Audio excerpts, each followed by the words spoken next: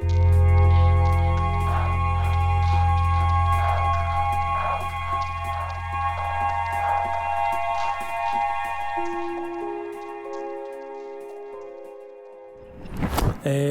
Alec Galloway. I'm based in Inverkip here at Bankfoot Farm, and I'm a stained glass artist and painter. When I left school, I went to Edinburgh Art College straight from school with an idea that I was going to do graphic design. That was my first kind of thought when I was 18, and I went to art school to Edinburgh Art College, and over the course of the sort of time that I was there, I fell in love basically with glass, because at that time the courses were kind of mixed, where you tried lots of different things in your first year, and I got to try glass for the first time and fell in love with it, and that was basically the start of my association with glass.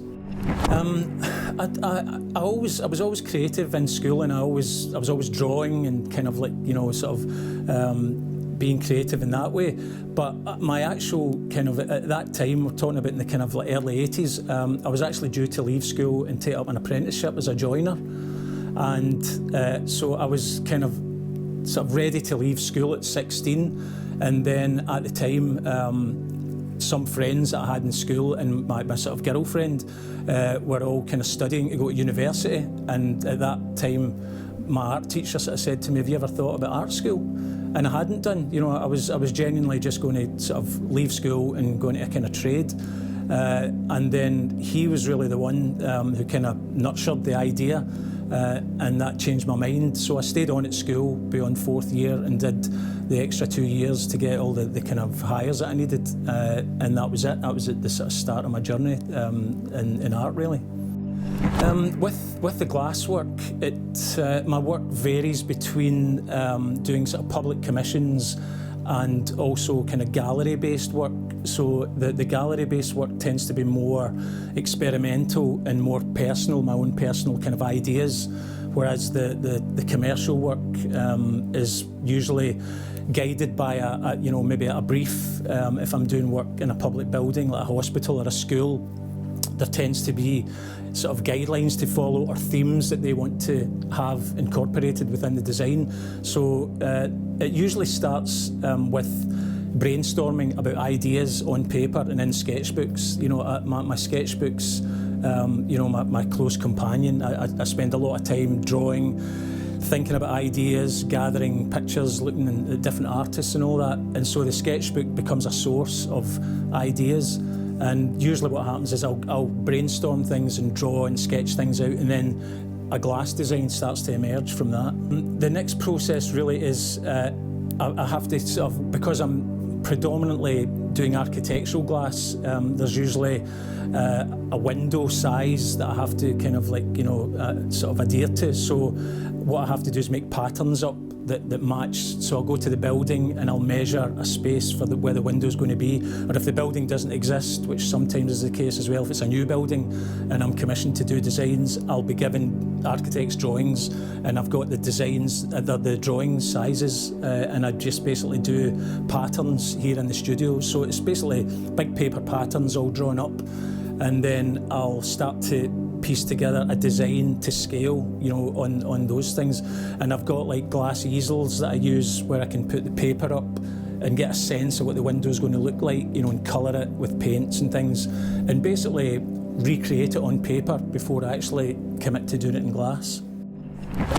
Most of the equipment that I have, I'm using like sheets of glass, which are the kind of main source material for the stained glass windows, and a lot of the processes that I employ involve things like glass painting or etching and staining. So it starts off with like just a normal plain piece of glass, a piece of red, blue, yellow, whatever, and if I'm doing, say, a church window, I've got to then recreate maybe a face or a design of a figure on the actual glass. So glass painting then becomes the next process, and that is like physically painting on the glass with a glass enamel. And what happens then is that once that's done, that piece goes into the kiln, it gets fired, and then brought back out and back onto the bench, and then further work, whether it's more painting or more staining or even etching the glass. So it goes through quite a lot of processes, and all those processes are, they're quite detailed, and you're forever taking the glass off and putting it up against the light to look at it, see if it's correct, and then back off. So there's a lot of to-ing and fro-ing. But once I'm happy with it, it basically gets constructed using lead, so it gets put together just like a big jigsaw puzzle on a sort of flat bench. I think probably the bit that I enjoy the most is when I get the kind of finished window and get to hold it up to the light itself, because I think with stained glass, I can have quite an intimate relationship with the glass over weeks or months. And I'm working on a light box or I'm working in different light conditions, but it's only when you actually get to that stage where you're putting it in the building and you're able to stand back and admire it and see it. And because where we live in the west of Scotland, the weather's very changeable, so the light changes. Sometimes there's really bright days, some days it's really overcast, so that the work takes on a kind of character of its own, in different light conditions. So I always enjoy that moment of just seeing it in situation for the first time. That's a good question. When I went to art school and studied stained glass, and that was a degree level course that you could do, and then I taught the course at Edinburgh College of Art for sort of many years. Unfortunately, those courses are all finished now and there's no stained glass education anymore.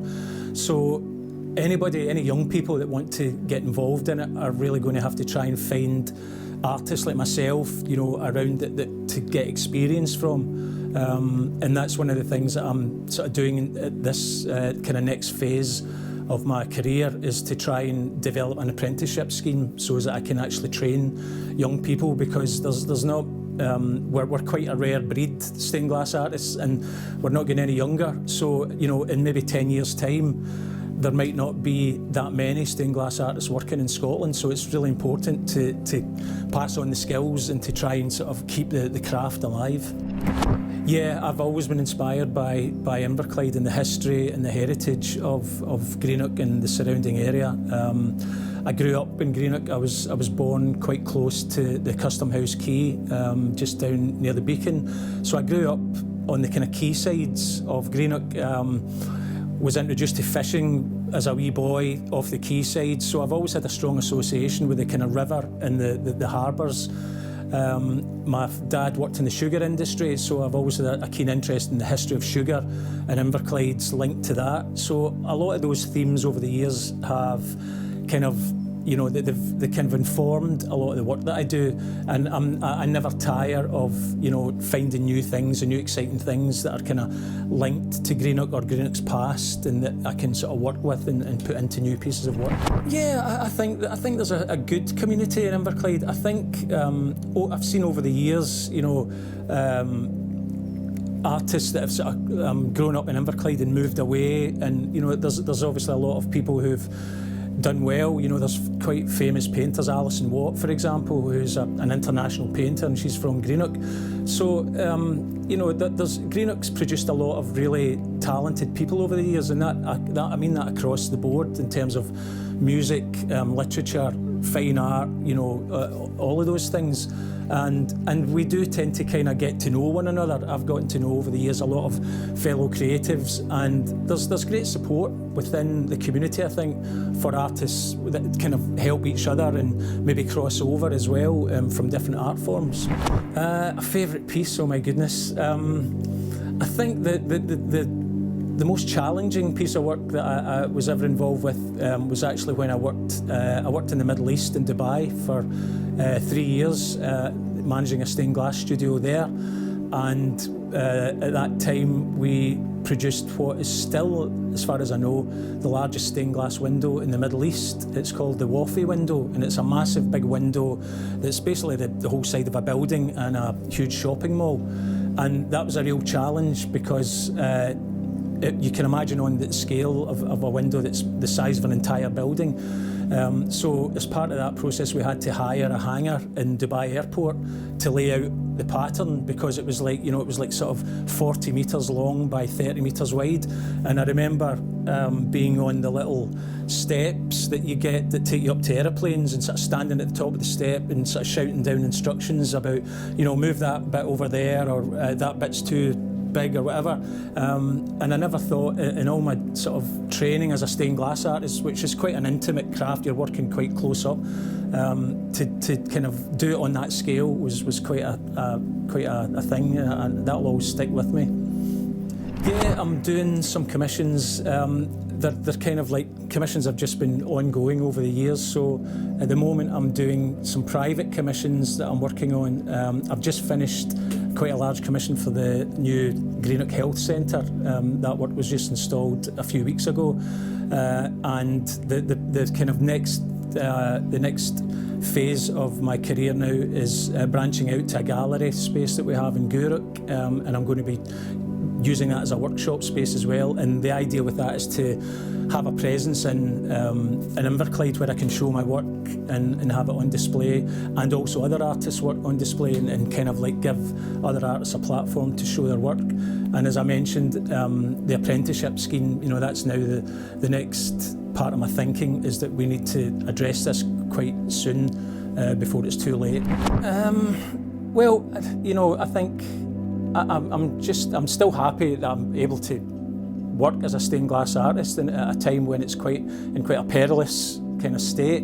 I would like to collaborate more with other artists. That's definitely an ambition, to maybe work with other artists that, you know, that we could maybe cross over, and that I could share my glass experience and maybe learn something from somebody else, maybe about jewellery, or, you know, even collaborating with musicians. I'm interested in the idea of how art forms can inform each other and how they can cross over. So that's certainly an ambition that I have just now.